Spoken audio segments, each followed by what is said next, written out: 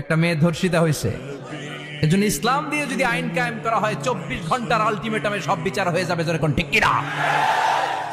আর কোন ধর্ষক বাংলার জমিনে জন্মাতো না, চিল্লায় বলো ঠিক কিনা? ইসলাম বলে চোরের হাত কেটে দাও, জেনা ব্যভিচার করলে ডেথ পেনাল্টি। সৌদি আরবে হেড অফ করে, গলা কেটে ফেলে। বাংলাদেশেও যদি এটা করা যেত, খবর হয়ে যেত। আর কোন ধর্ষক বাংলার জমিনে জন্মাতো না, চিল্লায় বলো ঠিক কিনা? চুরি করলে হাত কাটো, কথাটা কার?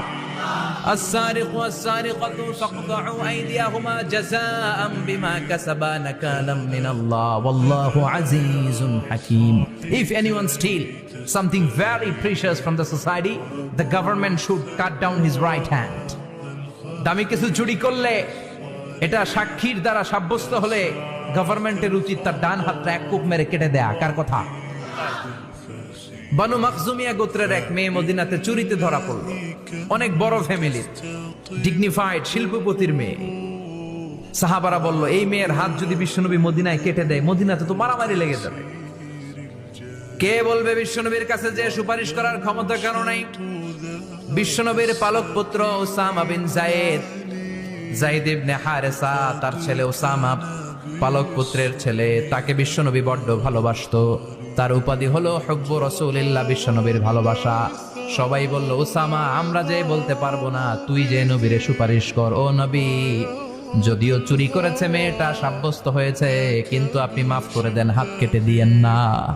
ওসামা যে বলে, নবী হাত কেটে দিয়েন না। বিশ্বনবীর চেহারাটা আগুনের গোলার মতো লাল হয়ে গেল।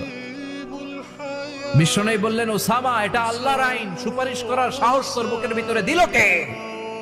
কে দিয়েছে স্পর্ধা? লাউ আন্না ফাতিমাতা বিনতে মুহাম্মদ সারাকাত লাকাতা মুহাম্মাদুন ইয়াদাহা।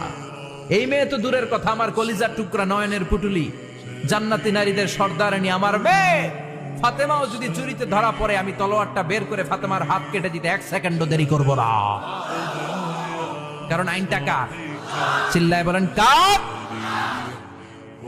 এজন্য বাংলাদেশের চুরি চামারি আসারা নাই, হাজার হাজার কোটি টাকা উধাও হয়ে যায়, আছে না নাই?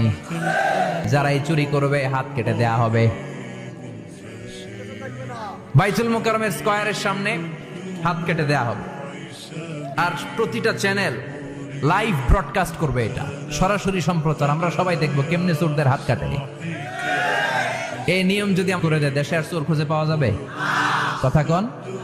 তবে এই চোর লাউ চোর, ডাইল চোর, মুরগি চোর না, যারা হাজার কোটি টাকা মেরে দেয়।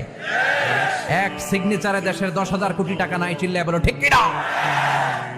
এই চোরদের বিচার যদি করা যেত, তাহলে এই দেশে আর দুর্নীতি থাকতো